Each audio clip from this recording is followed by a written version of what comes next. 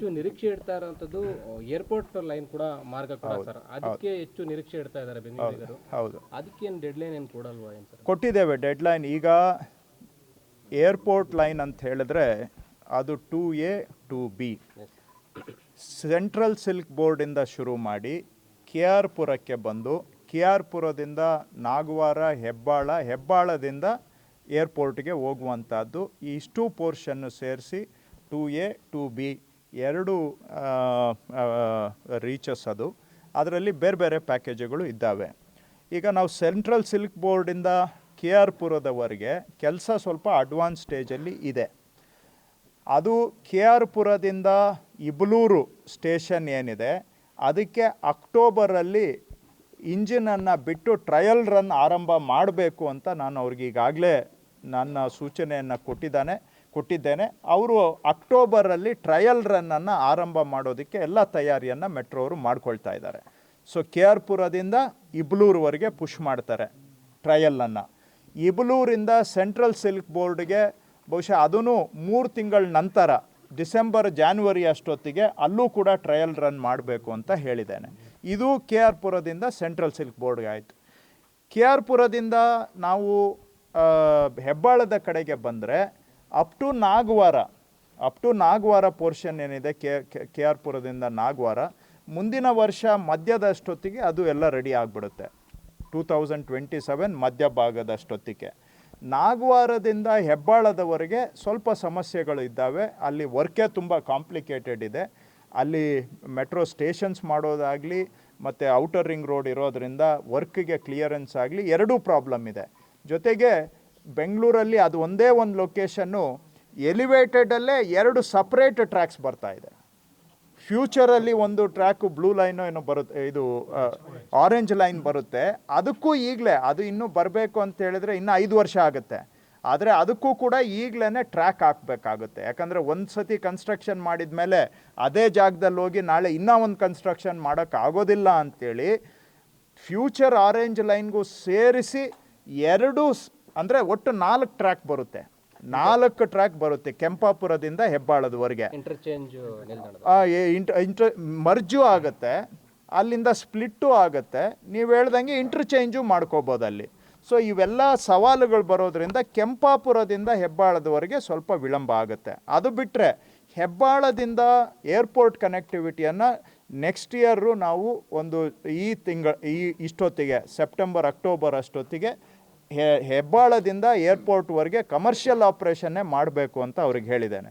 So ಈ entire stretch ಒಂದೊಂದು ಥರ ಇದೆ. ನಿಮಗೆ ಹೇಳೋದಾದರೆ ಈಗ KR ಪುರದಿಂದ ಸಿಲ್ಕ್ ಬೋರ್ಡ್ವರೆಗೆ ಆದಷ್ಟು ಮುಂದಿನ ವರ್ಷ ಮಧ್ಯದಷ್ಟೊತ್ತಿಗೆ ಕಮರ್ಷಿಯಲ್ ಆಪ್ರೇಷನ್ ಮಾಡ್ತೇವೆ.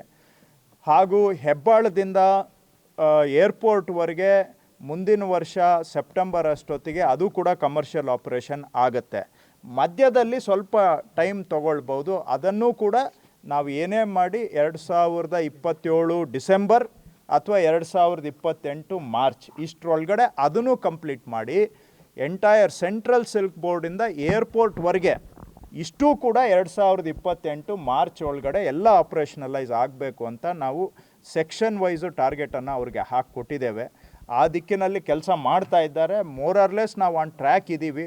ಏನಾದರೂ ಸಣ್ಣ ಪುಟ್ಟ ಮಧ್ಯದಲ್ಲಿ ಸಮಸ್ಯೆಗಳು ಬರಬಹುದು, ಬಟ್ ಹೆಚ್ಚು ಕಡಿಮೆ ಈ ಟೈಮ್ ಲೈನಲ್ಲಿ ಮುಗಿಸುವಂಥ ಪ್ರಯತ್ನ ಮಾಡ್ತೇವೆ.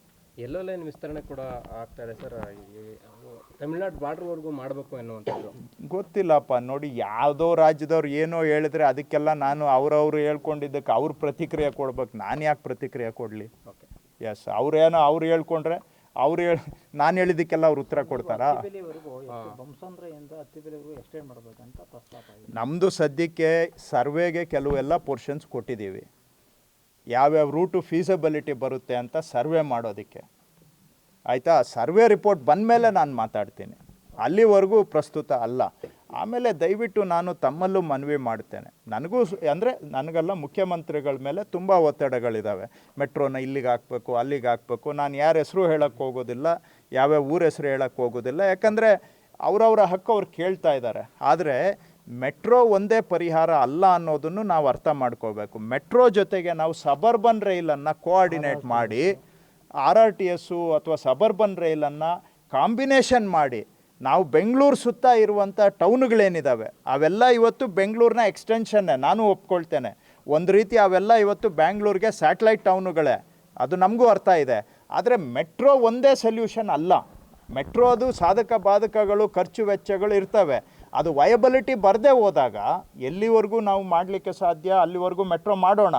ಬಿಯಾಂಡ್ ದಟ್ ವಯಬಲಿಟಿ ಬರದೇ ಹೋದಾಗ ಅಂಥ ಕಡೆಗೆ ಸಬರ್ಬನ್ ರೈಲನ್ನು ಕನೆಕ್ಟ್ ಮಾಡಿ ಅವರಿಗೂ ಕೂಡ ನಾವು ಬೆಂಗಳೂರಿಗೆ ಬರೋದು ಹೋಗೋದಕ್ಕೆ ಸಲೀಸ್ ಮಾಡಿಕೊಡ್ಲಿಕ್ಕೆ ಸಾಧ್ಯ ಅನ್ನೋದನ್ನು ಕೂಡ ಪರಿಶೀಲನೆ ಮಾಡಿ ಅಂತ ನಾನು ಅಧಿಕಾರಿಗಳ ತಂಡಕ್ಕೆ ಹೇಳಿದ್ದೇನೆ. ಸೊ ಒಂದಲ್ಲ ಒಂದು ರೀತಿ ಮಾಸ್ ಟ್ರಾನ್ಸಿಟ್ ಕನೆಕ್ಟಿವಿಟಿ ಕೊಡಲೇಬೇಕು, ಅದ್ರ ಕಡೆ ಪ್ರಯತ್ನ ಮಾಡೋಣ. ಮತ್ತೊಂದು ಸರ್ ಅಧಿಕೃತ ಆದೇಶ ಆಗುತ್ತೆ, ಮೆಟ್ರೋ ಸ್ಟೇಷನ್ ಸುತ್ತಮುತ್ತ ವೆಹಿಕಲ್ ಪಾರ್ಕ್ ಮಾಡಬಾರ್ದು ಎನ್ನುವಂಥದ್ದು ನ್ಯೂ ಪಾಲಿಸಿಯಲ್ಲೂ ಕೂಡ ಇದೆ.